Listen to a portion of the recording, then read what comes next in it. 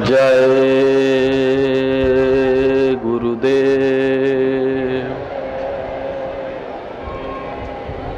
जय गुरुदेव।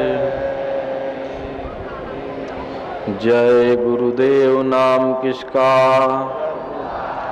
जय गुरुदेव नाम किसका, प्रभु का पावन नाम, मालिक का प्यारा नाम। जय गुरुदेव।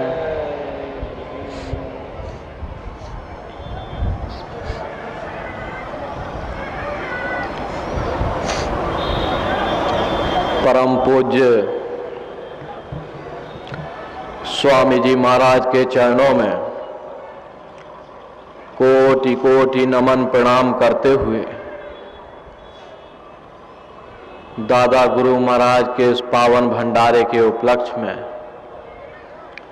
देश के कोने कोने से आए समस्त सत्संगी धर्म प्रेमी भाई बहनों को सादर जय गुरुदेव। प्रेमी भाई बहनों, आज के समय और परिस्थिति को देखते हुए मनुष्य जीवन पाने का जो हमारा मूल ध्येय है उसे हम आप भूल चुके हैं। जब जब हम मनुष्य शरीर में आए हमने कभी यह विचार ही नहीं किया कि यह मनुष्य शरीर हमको क्यों मिला। हम नित्य देखते हैं कि हमारी ही तरह दुनिया में रहने वाले लोग यहां से चले जाते हैं, उनका पता भी नहीं कि वे कहां गए होंगे। वे आराम में होंगे या तकलीफ में होंगे, हमने इस पर कभी विचार ही नहीं किया। इसीलिए संतों और महात्माओं का इस धरा भूमि पर अवतार हुआ और वो हमको समझाते हैं, हमको चिताते और बताते हैं कि हम आए वही देश से जहां तुम्हारो धाम तुमको घर पहुंचावा एक हमारो काम। हम उसी देश से आए जिस देश के तुम रहने वाले हो, परंतु तुम अपने सच्चे देश को छोड़ करके इस झूठे काल और माया के देश में आकर के फंस गए। यह देश तुम्हारा देश नहीं, यह कौम तुम्हारी कौम नहीं, यह मजहब तुम्हारा मजहब नहीं। तुम्हारा देश सचखंड है, तुम्हारी कौम सतनाम है और तुम्हारा मजहब मालिक का इश्क, मालिक का प्यार है। आप फरमाते हैं कि धाम अपने चलो भाई, पराए देश नहीं रहना, काम अपना करो जाई, पराए काम नहीं फंसना। तुम व्यर्थ इस दुनिया में आकर परदेशियों की तरह भटकते फिरते हो और तड़पते फिरते हो। अपने घर चलने की तैयारी करो, अपने असल की खोज करो, अपने असल से मिलने की खोज करो। तुम व्यर्थ ही इन पराए धंधों में सारी उम्र फंसे रहते हो। ये पराए धंधे कौन से हैं? बेटे बेटियों का कामकाज, कौमों मजहबों और मुल्कों की मान बढ़ाई, धन दौलत आदि। हम जो भी इस मनुष्य के जामे में बैठकर अपने मालिक की भक्ति के अलावा अन्य जो सांसारिक काम करते हैं, संतों महात्माओं ने इन्हें पराया धंधा, पराया काम कहा है। आप फरमाते हैं कि यह मनुष्य का जामा उस मालिक ने तुम्हें पराए धंधों के लिए नहीं बख्शा, तुम्हें पराए कामों के लिए नहीं बख्शा, ये अपने काम के लिए बख्शा। अपना काम कौन सा है? जो देह के बंधनों से आजाद होकर वापस जाकर उस परमात्मा से मिलाता है, वही अपना असली काम है। नाम गुरु का संभाले चल, यही है धाम गठबंधना। उन शब्द भेदी गुरु की तलाश करके शब्द या नाम की कमाई करो, वही अपना असली काम है। गुरु कहे खोल कर भाई, लग शब्द अनाहत जाई। बिन शब्द उपाव न दूजा, काया का न छूटे पूजा। आप फरमाते हैं बिना शब्द या नाम की कमाई के कोई उपाय, कोई तरीका नहीं जो हमको देह के बंधनों से आजाद कर सके। जब ही नाम हृदय धरा, भया पाप का नाश। मानो चिंगी आग की परी पुरानी घास।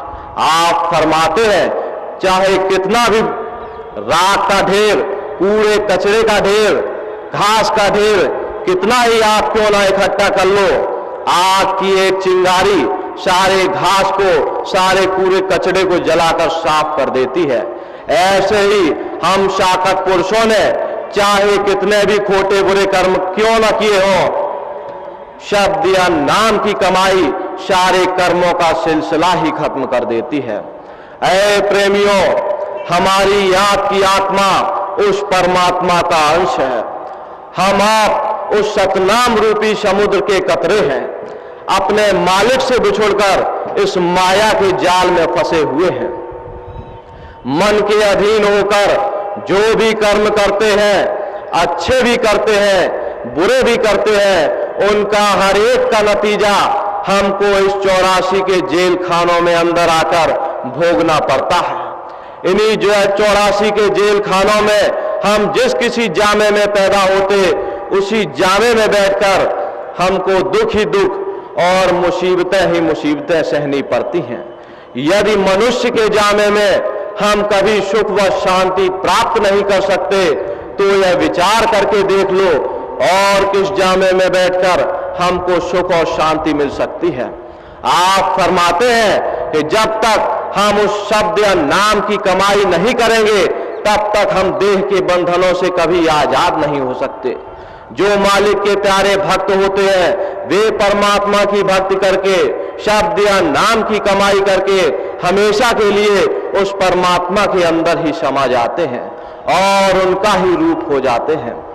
हजरत ईसा ने बाइबल में कहा है कि तुम मेरे अंदर समाये हुए हो, मैं अपने पिता यानी परमात्मा के अंदर समाया हुआ हूं।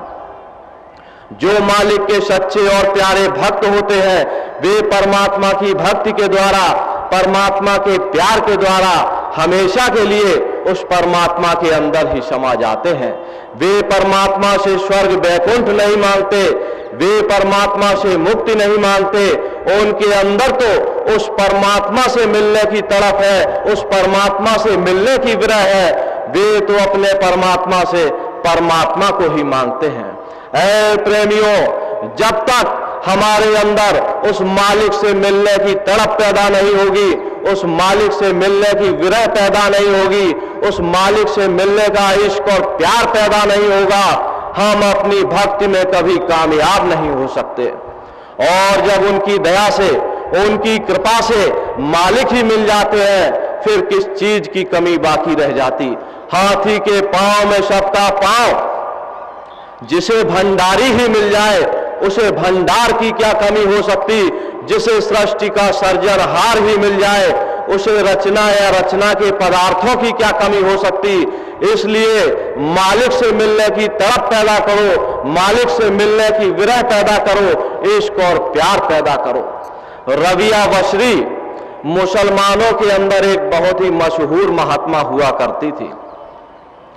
वे अपने कलाम में लिखती है कि हे परमात्मा, ये जो तूने नरक या दोजख बनाए हैं, अगर मेरा वश चले तो मैं इनको आग जलाकर साफ कर दूं। हे परमात्मा, ये जो तूने स्वर्ग या वहिष्ठ बनाए हैं, अगर मेरा वश चले तो मैं इनको समुद्र में डुबा दूं, ताकि ये दुनिया के लोग ना तो तेरे नरकों के भय से तेरी भक्ति करें, ना कोई स्वर्ग की आशा रखकर भक्ति करें। जो मालिक के सच्चे और प्यारे भक्त होते हैं, उनके अंदर मालिक से मिलने की तड़प होती है, वे तो अपने मालिक से मिलने के लिए ही उस मालिक की भक्ति करते हैं।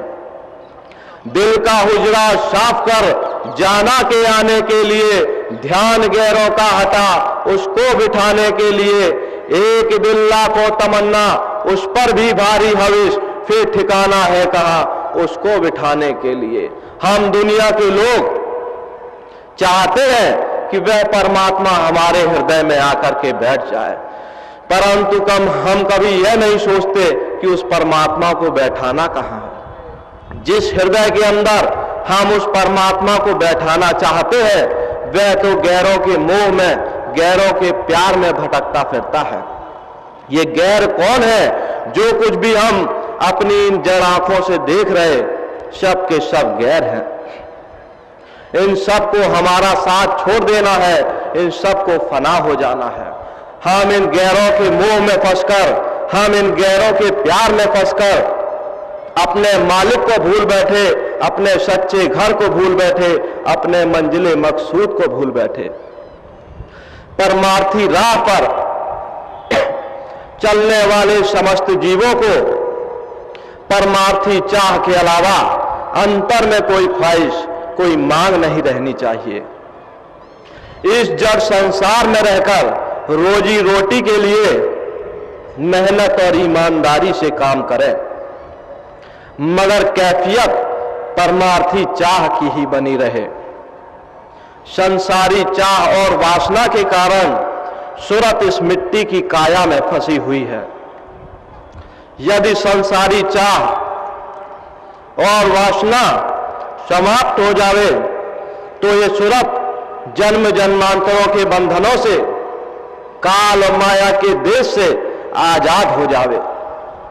इसलिए अपने मालिक से, अपने दाता से दाता ही मांगना चाहिए, दात नहीं मांगनी चाहिए। फिर भी अधिकतर यह देखा गया कि हम आप सत्संग में भी संसारी चाह लेकर के आते हैं। ऐसी दीवानी दुनिया भक्ति भाव नहीं बूझे जी, कोई आवे तो बेटा मांगे यही गुसाई दीजिए जी। कोई आवे दुख का मारा हम पर कृपा कीजिए जी, और कोई आवे तो दौलत मांगे भेंट रुपया लीजिए जी। कोई रचावे ब्याह सगाई सुनत गुसाई दीजिए जी, और साचे का कोई ग्राहक नहीं झूठ है जगत पतीजे जी। कहे कबीर सुनो भाई साधु अंधों को क्या कीजिए जी। इस तरह से हम आप सत्संग में आते हैं, गुरु के सन्मुख मत्था टेकते हैं, अंतर में यही मांगते हैं कि बेटा हो जावे, बेटी हो जावे, धन आ जावे। भेंट करते हैं तो भी ऐसे ही मन की मांगे, मन की ख्वाहिशें रहती हैं। यानी धन, संतान और वृद्धि की चाह अंतर में समाई हुई है। ऐसे जीवों को सत्संग में क्या फायदा होगा। इस जड़ संसार में मन की ख्वाहिशें, मन की मांगें कभी पूरी नहीं हो सकती। हम आप मन की ख्वाहिशों को, मन की मांगों को पूरा करने में अच्छे और बुरे कर्म करने लगते हैं, जिससे यह मन मैला हो जाता है। कबीर साहब ने कहा है कि कबीर मन मैला भया या मैं बहुत विकार, यह मन कैसे धोइए साधु करो विचार। फिर कहते हैं कि गुरु धोबी शिष्य का पड़ा, साबुन सृजनहार, सुरत शिला पर धोइए निक्षय रंग अपार। यह मन बड़ा ही दगेबाज और फरेबी है। इसकी दुरुस्ती के लिए सत्संग बहुत जरूरी है। जैसे मैले कपड़े को धोबी पानी में साफ करता है, पीछे पत्थर पर पटकता है, ऐसे ही संत सतगुरु सत्संग रूपी जल में इस मन की सफाई करते हैं, अंतर में इसकी रगड़ करते हैं, तब जाकर अंतर की काई निकलती है। इसलिए साधक को तकलीफ के वक्त कभी घबराना नहीं चाहिए, बल्कि भक्ति मार्ग पर दीनहीन बनकर अपने मालिक से मालिक को ही मांगना चाहिए। दीनता से ही कुछ पाया जा सकता है, दीनता से ही कुछ हासिल हो सकता है।